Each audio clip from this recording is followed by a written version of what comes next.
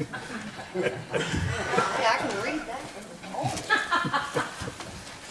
And Ed said that it can change colors like there and green, and then when it starts getting critical, it goes to yellow, and when it hits red, I'm just supposed to sit down and shut up.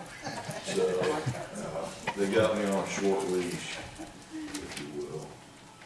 Tell me to turn the lights down. Let's go to the Lord in prayer. Father, we are thankful for the right, the privilege to be in your house, to worship you as we see fit. We just pray that now as we open your word, that you would touch our hearts, that you would speak to us, so that we may gain what we need to take away from your word. We just ask this in Jesus' name. Amen.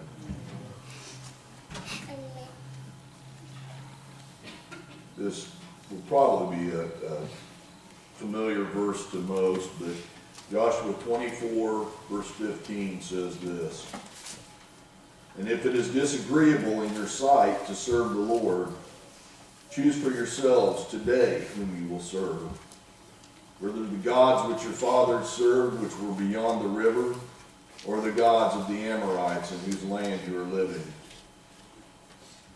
But as for me and my house, we will serve the Lord." That's a powerful statement. And every man here who is the leader of their family should be able to voice that. I don't know about anybody else, but for me and my family, we're going to serve the Lord and be able to make that statement. To serve the Lord seems to be getting more and more disagreeable among those choosing to act against God. And most of what people do, if it's not for God, then it's against God. I found it interesting to look at these comments by several Congress people. And then these are quotes. "We're praying, but prayers won't fix this or prevent it from happening again. Horror, heartbreak, shame. Prayers are important, but insufficient. After another unspeakable tragedy, Congress must act or be complicit." The question that just came to my mind, and that ends the quote on that. He says prayers are important, but insufficient. Why are prayers important if they're insufficient? Well, I don't get it.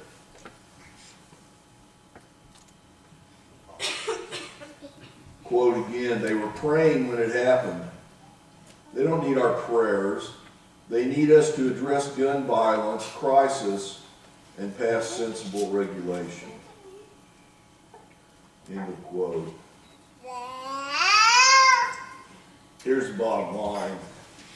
I like simple, and this is simple. The battle is between good and evil in a fallen world. That's the crux of the matter in all situations. It's between good and evil. It's the tension, if you will. They're out to diminish the power of God and push him out for our feeble ideas and plans. That's ridiculous and arrogant. For men to follow that path, to push God out, is both arrogant and ridiculous. Proverbs chapter 1, starting with verse 11, says this: "If they say, 'Come along with us, let's lie in wait for someone's blood. Let's waylay some harmless soul. Let's swallow them alive like the grave and whole, like those who go down to the pit. We will get all sorts of valuable things and fill our houses with plunder. Throw in your lot with us, and we will share a common purse. the instruction, my son, do not go along with them. Do not set foot on their paths, for their feet rush into sin, and they are swift to shed blood.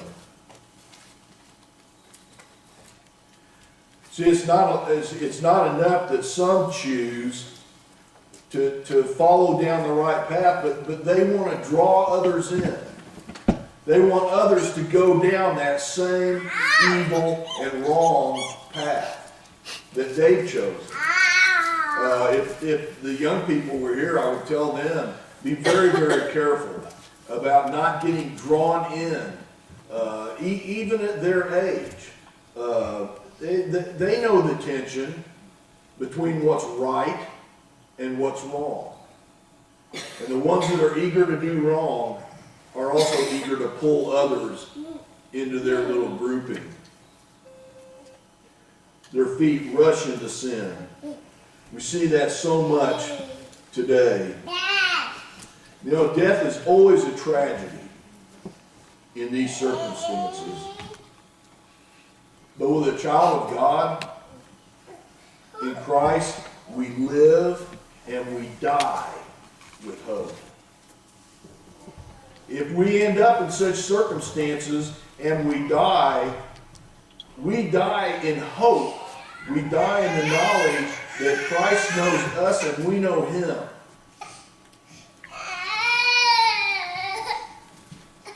The world refuses to understand the consequences of living without Christ. With all this going on, all of humanity's legislation cannot change this. John 8:24 says, one of the scariest verses I know.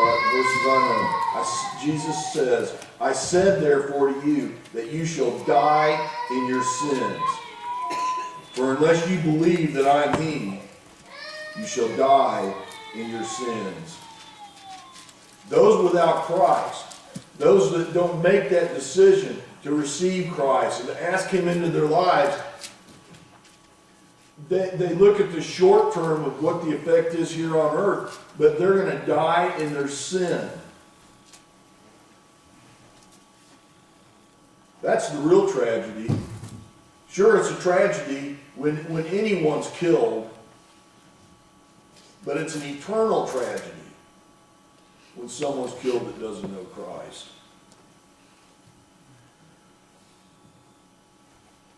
We know the gravity of what that means. Nowhere does the Bible teach that Christians are to be exempt from the tribulations and tragic circumstances that come upon the world. We're not exempt. We're not excluded. But the main difference is we have Christ in any and every circumstance that comes into our life. Christ knows what the future is for me. Christ knows what the future is for you. There's no exemption, and for the world to say, well, they were sitting in prayer, and this happened to them. You know what? You live in a fallen world. This is what happens, unfortunately. But I say the fortunate thing is that they knew Christ, and that they went from a tragedy here to a rejoicing there. Nobody wishes and nobody's glad that that happened. But here's the thing. Those who make such quotes and statements as I read earlier, I tell you this, you can't take it personal against them. Okay? Because you know what? They're following their father.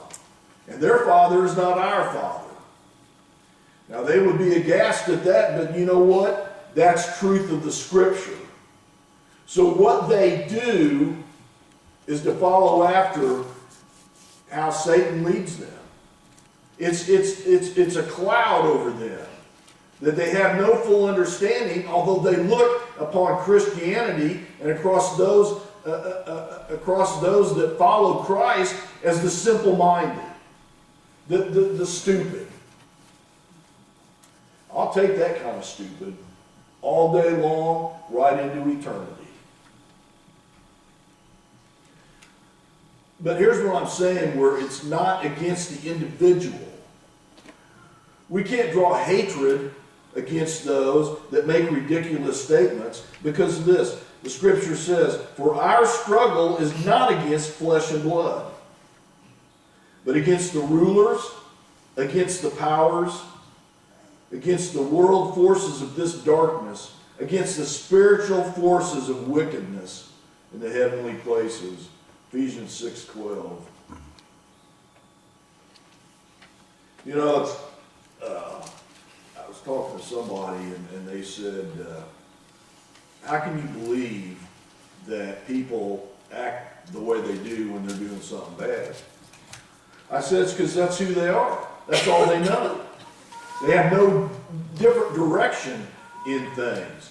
And where it gets really, really ticklish,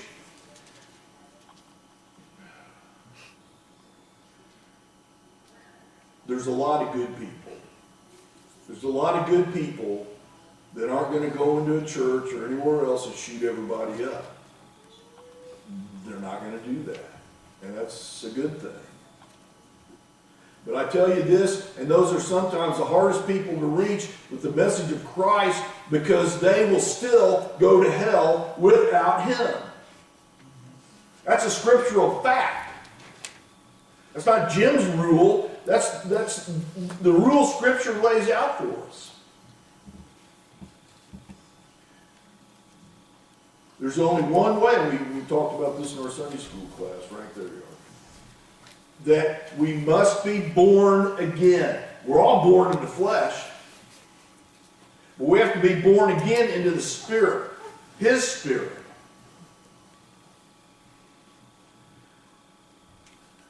And it's unfortunate that there's so many good, by humanity's standards, that are so blinded that they don't see a need for Christ.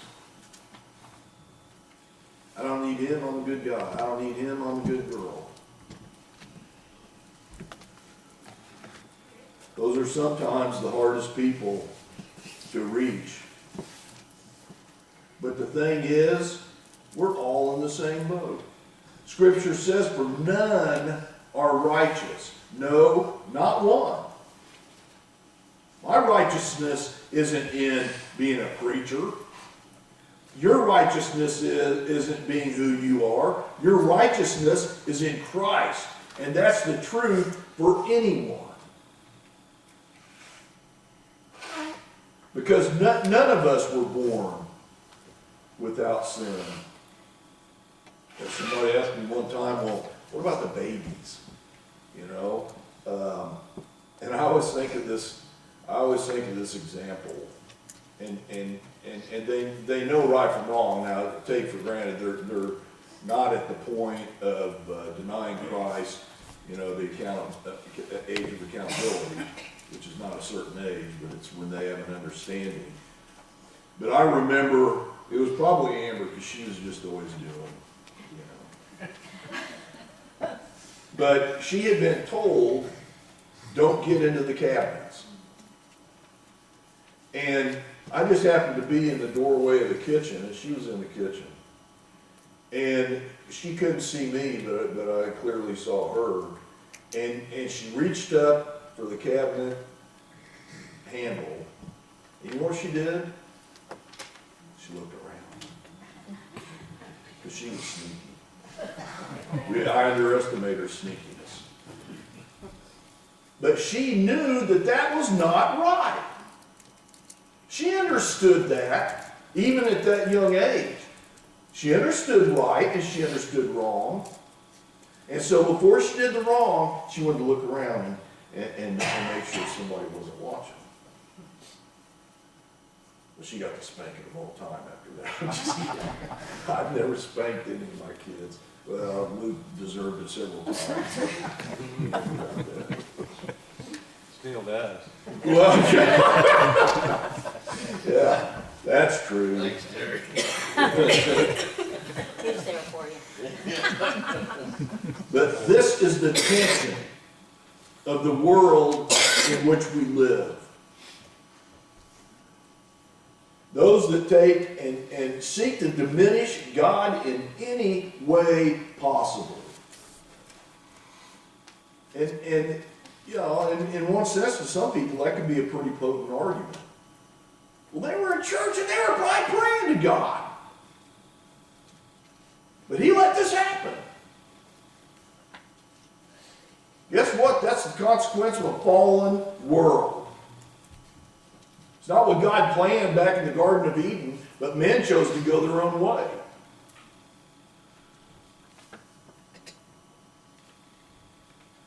But when we come up against somebody, we have to know and understand in them that they're doing the things they do because that's who they are.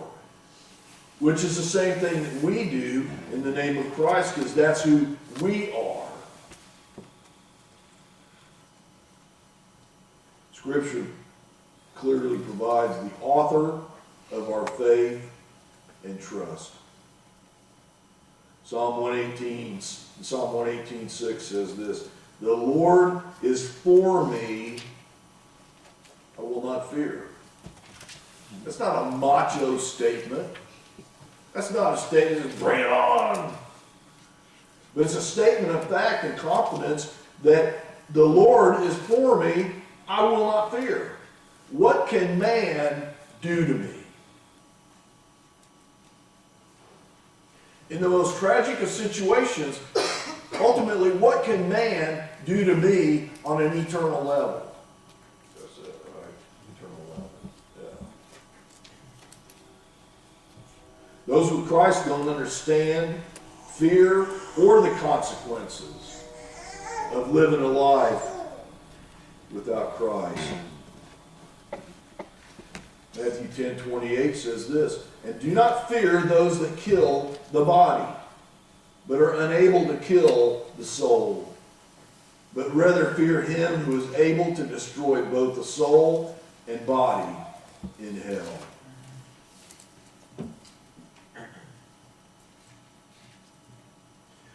I rest easy during days. I sleep easy during nights, because I know in whom I have believed, and I know in whose hand holds me. All the time. If something tragic on this level happens to Jim, I don't hope for that. But what I do know is in whose hand I am held. And God never says, "Whoa, didn't see that coming." He knows the whole picture.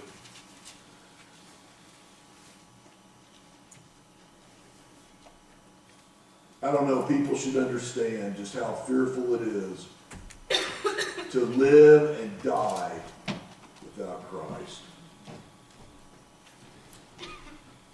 What's the most anybody can do to me?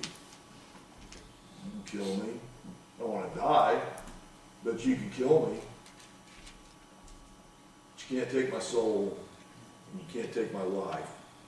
It'll be with Christ for eternity. You can't touch that.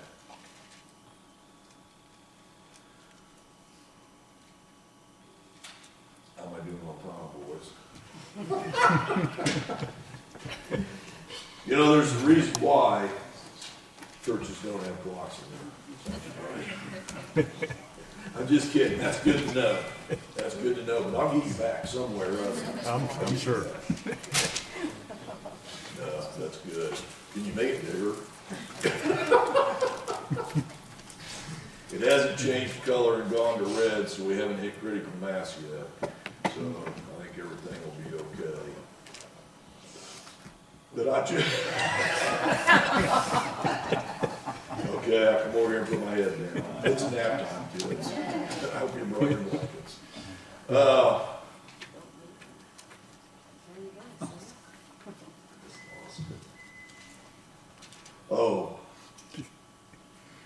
as you listen and watch the news, and you watch all these people spout all these different things, just know that's not of God. That's of their mentality. That's of their humanity. And that is the struggle. You don't think we're in a battle? Hello, you better wake up. Because we're in a battle. It's not going to end till Christ comes back. We got to understand that. But it's not against the people that don't understand. It's against what drives them to be and to think who they are. What's our main mission? Is to save the world. No, Jesus didn't even do that.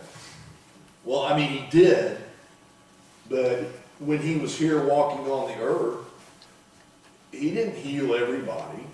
He didn't save everybody in that circumstance. He gave everybody the chance when he died on the cross, shed his blood, and was resurrected to life. But here's what takes the tension off of us. He just says, you go speak in my name. I'll take care of business. I'll take care of the rest of it. Some are going to be ready for the message and the gospel that we bring. Sometimes, you know, as the Bible says in Corinthians, sometimes it's a seed. And it's planted, but that's all we know. We don't get to see the whole thing. Sometimes it develops and grows. That's not based on us either.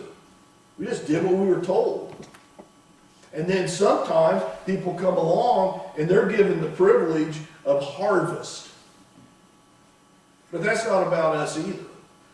I can't, and I'm not an eloquent man, but I can't eloquently talk somebody into believing in Christ. Billy Graham can't, none of the other great evangelists can do that. It's all about the Holy Spirit touching someone's heart. You know what? When I came to Christ, I didn't even remember, and I like the pastor, but I don't even remember what he was talking about. I just knew I had a death grip on the back of that pew, and the Holy Spirit was working inside me and said, this is a decision you got to make. And I gutted through one Sunday that way, but the next Sunday I said, I surrender. I give it up. Let go of the pew and came forward. That wasn't about Jim waking up that morning and going, hey, you know what? I think I'm going to be a Christian today. I think I'm going to follow Christ. It was all brought about and developed by the Holy Spirit. And that's the one that does the work. That's the one that does the heavy lifting. And that's why we don't have to be afraid. We just speak in his name. And the Holy Spirit takes the rest of it. Sounds easy, doesn't it? But it isn't always easy. But we need to know that it isn't up to us for people to find salvation. It's the decision of humanity to receive Christ or to reject him. That's the choices. That's the two. I like, you know, there's not A, B, C, D choices. There's A, follow him, or there's B, reject him. Everybody that's sucking air right now today is going to make that choice. Not just here, but all over the world. They're going to make the choice of whether I'm going to receive him or whether I'm going to reject him.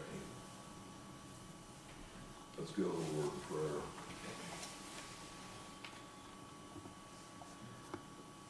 Father, I can't help but continue. It was long ago that I asked you to come into my life. But Lord, I just thank you for the development of the Holy Spirit that came to me, that drew me to you, wasn't about me, it was about you. I just had to say yes. And I just had to surrender to you then, as I need to surrender to you every day following that, and in the future that I have, whatever that is. Father, give us strength, give us wisdom. Help us to see the people that we come in contact with, that they don't really know the tragedy of living without hope. They don't understand the tragedy of hopelessness. But God, all of your children know what it was like to be helpless and hopeless before we came into being your child, into receiving your Son as our Lord and Savior. We knew what that was like, and we don't want to go back there.